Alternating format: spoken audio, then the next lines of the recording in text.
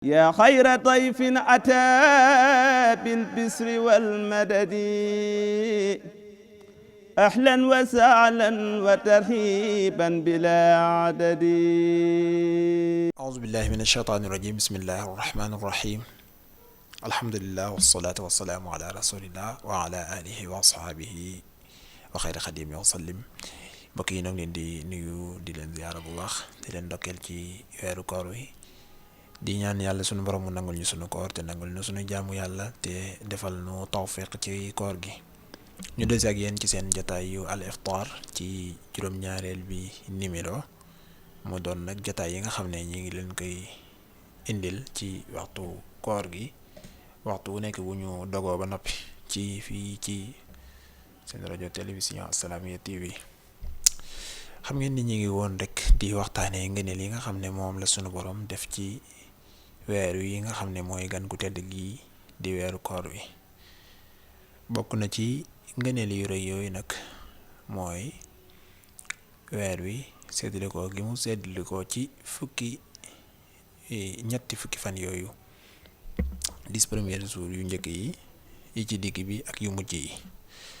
te yonent bi sallallahu alayhi wa sallam jàngal nu ci ndigalul boroom moom xamal nu ne kat weer wi njëlbeen gi mooy fukki yu njëkk yi yërmandi la, fukki yi ci digg bi njëgal sunu boroom la, fukki yu mujj yi doon goreel ci sawara.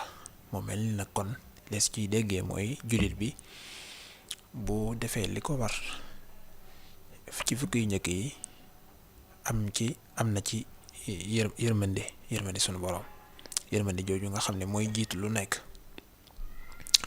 fukki yi ci digg bi itam bu ca taxawee def ci itteem, loolee la ko cay sunu borom di defal mooy ak njéggal.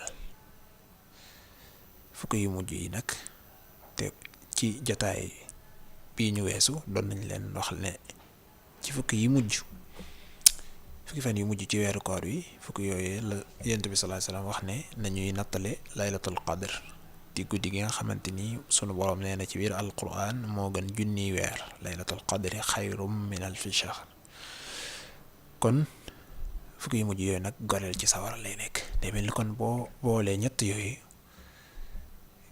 day wane rek yërmande wala tawfeex ji nga xam ne moom la sunu borom yéene mbooleem jullit yi ñu amee ko ci weeru tedd wi. moo tax Yonent bi sallallahu alayhi wasallam wax ne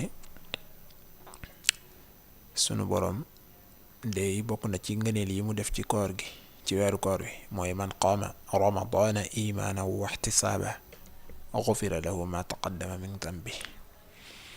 nee na képp koo xamante ni taxawee na weeru koor wi woor ko di sàmm wante ak àq yi, waaye itam def ko rek ngir gëm gu mu gëm boroomam, def ko itam ngir jaamu yàlla nga xam ne raxu ca leneen. nee na kookee day sunu borom dina ko jéggal mbooleem bàkkaar yamu defoon nga xam ne lu mu weesu woon la. kon day mel ni bokk na ci ngëneel yi nekk ci biir weer wi buntub njéggal la, buntub set wecc la ci mbooleem bàkkaar yi. ba tey tamit sunu borom mi ngi nuy xamal ne jëmmi koor gi day bu jullit yi xamoon dëgg taxawaay yi leen ci war, nee na kon kat su boobaa dañuy leewtoo, dañuy ngéeju lool. koor sax du nekk benn weer waaye day nekk at mépp wala lu ko ëpp, ngir rek xam ngëneel yu kawe yi nga xamante ni moom mooy nekk ci biir weeru tedd wi di weeru koor wi.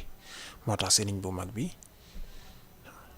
ku baax Cheikhul Xadim qaadalahu llaahu maxtaara la, gis ngeen ne ci biir yi mbindam moom ni mu daa dëkkee ak weer wi, ni mu ko daa teeroo, ni mu koy tatagalee bu dalee, bu àggee ci sax di jeex ni mu koy gunge.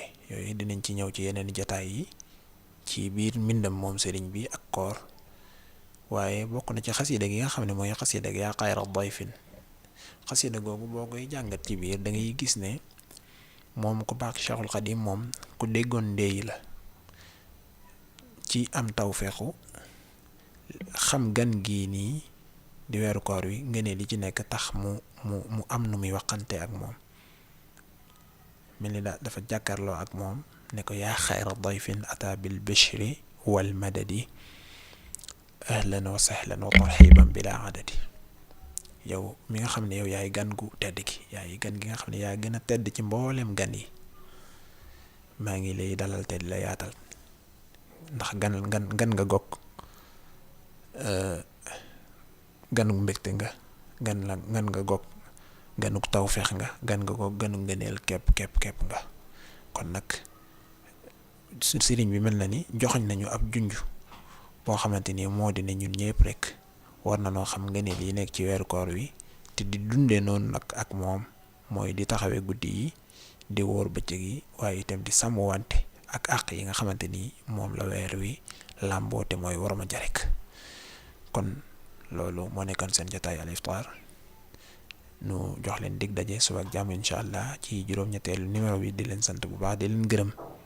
asalaamaaleykum wa rahmatullahi taala. yaa xayra dayfin ataa bil bisri wal madadi ahlan wa sahlan wa tarhiban bila adadi.